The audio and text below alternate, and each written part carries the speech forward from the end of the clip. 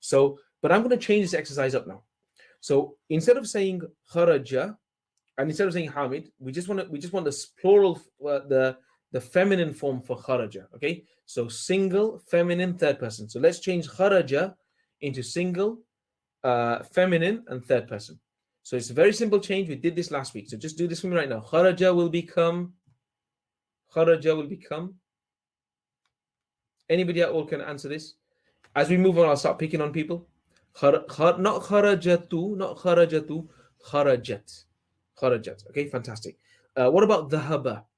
Dhahaba will become. It's probably just a writing error, so don't worry about that. That will happen. Dhahaba will become dhahabat. Well done. Okay, fantastic. And jalasa will become. Jalasa will become. Jalasat. Okay, fantastic. The guys that aren't joining in, start joining in. Well done, Zahir. Just about to call your name out. Okay. So Jalasat. Okay, now let's go to not singular anymore, but plural and back to masculine. Plural, masculine, third person. So dhahaba becomes dhahabu. Dhahaba becomes dhahabu. So kharaja will become kharaju. Okay, slight spelling again. That's just the English part going wrong. I know. Kharaju. What about jalasa? Jalasa will become jalasu. Okay, fantastic. All right, brilliant. MashaAllah, well done. So so we've practiced a little bit about what we talked about here. Okay, and then this lesson also recaps all that we have done in this chapter. You may wish to go over your notes from the previous lessons in lesson 13. Here are some questions for you to consider during your revision. Okay, we'll do this right now together. Okay, guys, how about that? We'll do this right now together. So if you guys can just tell me anything you want to at all about root letters. Tell me anything you want to about the root letters. Anything at all. And just bear with me a moment. I need to just check one thing on the Shine website.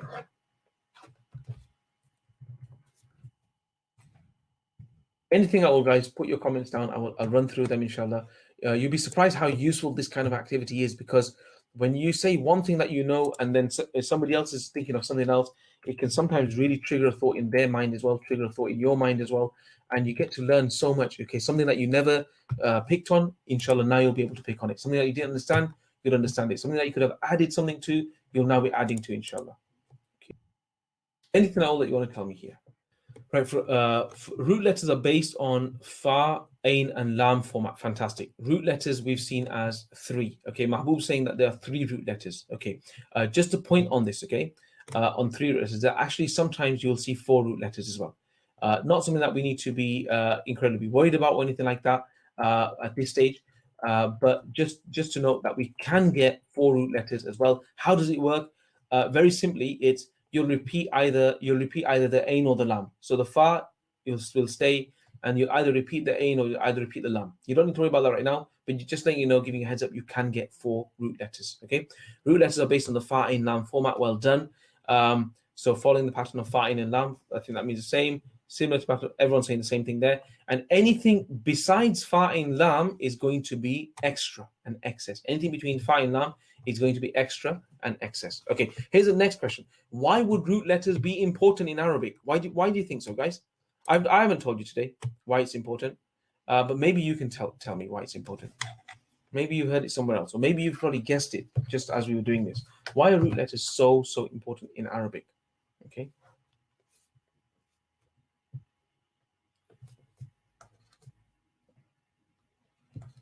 Just making a note of that. If you could add that as well if you wanted to, or elaborate a little bit more.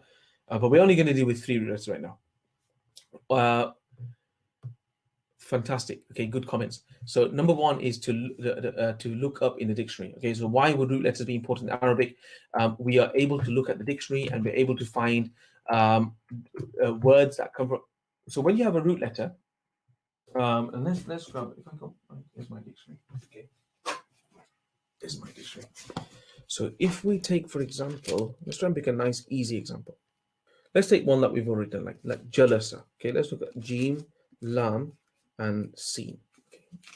Now, what happens is you have other nouns which come on different patterns. You have words which come up in different patterns. So jalasa means he sat. That's a verb. Jalasu means they sat. So you've seen the pattern of fa'ala and fa'alu. Let me just note that one down. Okay. So we've got jalasa. And then today you also saw jalasu. So if you ever see something on this pattern here, fa'alu, jalasu, fa'alu. So if I write the root letters as well, just bear with me a moment. Bottom. And let's get another color pen. And then it decides to vanish on me. Just bear with me a moment. Okay, we'll write it on top here. So lu. Okay, so the fa in lam is jim, lam, and sin. So now when we see something on the pattern of fa'alu, we automatically know that it is the pattern of the verb. It's third person, it's masculine, and it's plural. Okay, so that helps us with that. But there's also other words. So for example, if we look at the word jalsatun, so it's only got a ta at the end, similar to fi'latun, but this one is fa'latun. Okay, different pattern. Okay, and that actually, what does that mean? It's something to do with sitting, but it's not a verb. So it actually means someone. It actually means it can mean a session, a sitting, as in a session. Okay, it can mean a party, it can mean a gathering, a meeting, everywhere that you'd actually go and sit. That's called, and then when we say in Urdu, we say, where are you going? I'm going to the jalsa. Okay, so that's basically a jalsa is the session.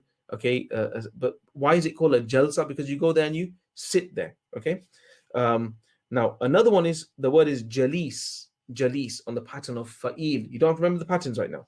What does it mean? It means a participant, a companion. Okay, so basically, again, it's to do with sitting, isn't it? Someone that you're closely going to sit with and discuss with. Okay, so you'll be a table companion. It'll be a participant in a social gathering. Someone that you will sit with. Okay, so all of these things they come together. Also, for example, we've got the word majlis, which means conference room, a living room. Again, it can be a party, a gathering. Okay, so again, all these places you're going to get together and you will sit. So this is just an example. Okay, of how it's used. So number one of the important reasons for root letters in Arabic. I don't know how I did that. Bear with me a moment, guys. Too many peripherals. Why would they be important? Number one, for looking up in a dictionary, and number two, it does teach you how things are derived. I think you're on the right track here. Okay. So safar, journey, musafir, traveler, you can see the root letters coming there. It makes your life a lot easier because you know that certain patterns will definitely mean certain things. That's what I was trying to point out with jalasu. You automatically know that it's the plural form of jalasa. It's still third person, it's still masculine, but it's now the plural version. So when you know certain patterns and then you just put that word, you have like a whole list of words that just straight away come out. And you learn more of that as you move along. So there's certain patterns which mean certain things. Okay, so if it's a place of gathering, it has a pattern. If it's a person that's doing an action, it has a pattern. If it's a person who the action was done upon, it has a pattern. As long as you know the root letters and you know what those root letters mean and what they indicate towards, you get so many more words in your vocab straight away. So that's why it's another reason why it's extremely important. Okay, how many patterns can you remember for the plural words? Okay, that's one you can actually look at and then try to remember them and jot it down here if you want to. Okay, as I said, if you can, the more you can remember, the better. Don't pressure yourselves too much. If you're having any issues, give me a ring, inshallah, and we'll sort something out. In the patterns for the plural words, can you highlight the root letters and the extra letters? This is actually a key skill. So in this one, all you basically need to do is you need to go here. Okay, if you're having struggling with that, go back here. Take a look at how this is done. We're only matching, remember, fa. We're only matching, remember, fa, ain, and lam. Everything else, so for example, in this is actual pattern. Wow is the excess. So there's the wow, which is excess. You take it away. Whatever's left is your root letters. That's all you're doing. Okay. And what you need is at this stage, you don't need to remember all the patterns. But if you're given something, given a pattern, and given a word which follows it, if you can just decipher using this method, that's what you need right now. Okay, guys. That was this last one. In the patterns for plural words, can you highlight in the patterns for the plural words? Can you highlight the root letters and the extra letters? That's a key skill. If you've got it in front of you, you have to be able to do that. Okay. And better than that would be this one just above. How many patterns can you remember for the plural words? That would be even better. Okay.